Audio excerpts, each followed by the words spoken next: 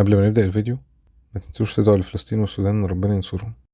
النهاردة هنزور مع بعض مدينة مش ناس كتير راحتها ولا يعرفوا عنها كتير. مدينة مقفولة بقالها 13 سنة بسبب الإرهاب، وبفضل الله دلوقتي بقت أمان. بوابة مصر الشرقية وعاصمة شمال سيناء مدينة العريش.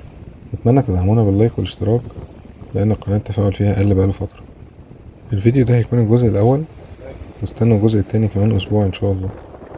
مدينة العريش هي عاصمة محافظة شمال سيناء وأكبر مدينة في شبه جزيرة سيناء كلها. بتبعد عن الحدود مع فلسطين حوالي 45 كيلو بس. أول حاجة عندنا نفق تحيا مصر في الإسماعيلية عشان نعدي لشبه جزيرة سيناء، وخلال ما احنا في السكة هوريكم بعض معالم الطريق لحد ما نوصل للعريش إن شاء الله. طبعا اللي شاف أول فيديو عندي في القناة بتاع بورسعيد هيعرف إن ده كوبري السلام، بس المرة دي معديين جنبه من الناحية التانية من قناة السويس. عدينا بعد كده على جامعة سيناء فرع الأنطرة شرق، ودي ليها فرع تاني برضه في العريش. خلال الطريق كان في كثبان رملية كتير، وكان في يافط مكتوب عليها احذر رمال متحركة. المسجد ده هو مسجد قرية الروضة، ودي قرية تابعة لمركز بير العبد، وكان حصل فيه هجوم إرهابي في 2017 وقت صلاة الجمعة، ومات حوالي 300 واحد ربنا يرحمهم جميعا ويكتبهم مع الشهداء. وصلنا العريش. أول حاجة هتقابلك في العريش هي جامعة سينا، وجنبها على طول قرية سما العريش. بعد كده بتلاقي طول طريق البحر شاليهات وقرى سياحية، وأتمنى إن الدولة تهتم الفترة الجاية بالعريش وتبقى واجهة سياحية. وصلنا الفندق وكنا قاعدين في فندق اسمه واحة الفيروز، وده فندق لسه جديد اتعمل مكان استراحة الرئيس الفلسطيني الراحل ياسر عرفات. الناس اللي شغالة في الفندق محترمين ومتعاونين جدا، والفندق مكانه قريب من البحر ومن البلد، بس مشكلته ان الجو كان حر قوي ومفيهوش تكييفات والمية كانت بتقطع كتير. نزلنا عشان نستكشف البحر في المنطقة اللي جنب الفندق عند حتة اسمها شاطئ غرناطة.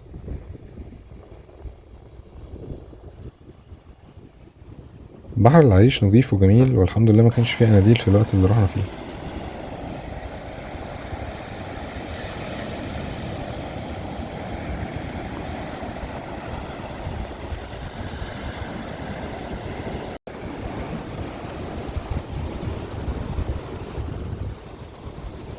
من الحاجات الجميلة في بحر العريش ان فيه ألسنة كتير بطول الشاطئ بتقلل الموج شوية، وفيها مكان ضلة ممكن الواحد يقعد فيه.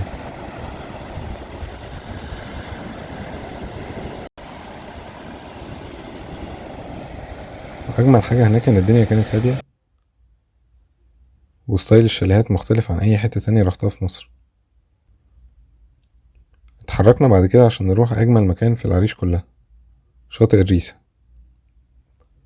وده في منطقة الريسة شرق العريش.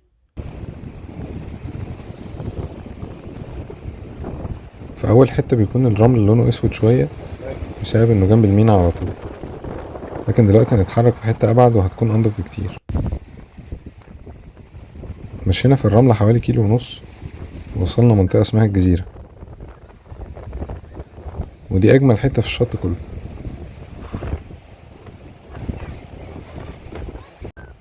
شاطئ الريسة أجمل حاجة بتميزه منظر النخل اللي جنب البحر على طول، وطبعا الكثبان الرملية اللي على البحر على طول برضه.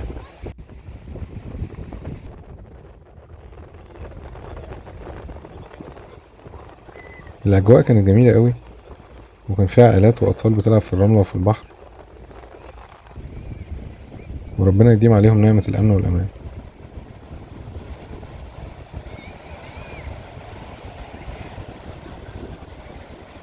ولا تحسبن الذين قتلوا في سبيل الله أمواتا بل أحياء عند ربهم يرزقون فرحين بما آتاهم الله من فضله ويستبشرون بالذين لم يلحقوا بهم من خلفهم ألا خوف عليهم ولا هم يحزنون. أكلنا هناك مندي عرايشي وبطيخ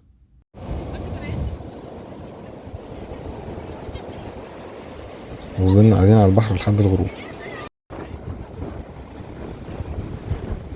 بعد المغرب رجعنا عشان نستحمى في الفندق، ونزلنا بعد كده وسط البلد. لفينا شوية بس للأسف ملحقتش أصور أوي.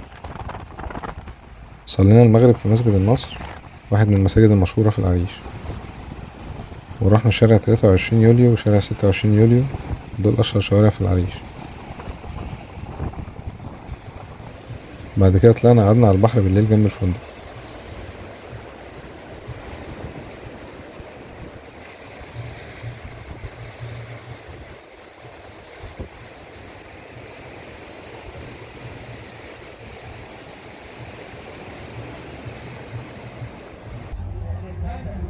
ورحنا ختمنا اليوم بماتش كورة كان بيتلعب في الفندق عندنا بين منتخب شمال سيناء ولاعيبة قديمة من المصري بورسعيد.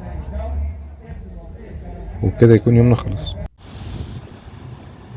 ما تنسوش تدعمونا باللايك والاشتراك، واستنوا الجزء التاني واللي هنلف فيه مع بعض أجزاء تانية من مدينة العريش، وهنجرب أكلة سيناوية مشهورة.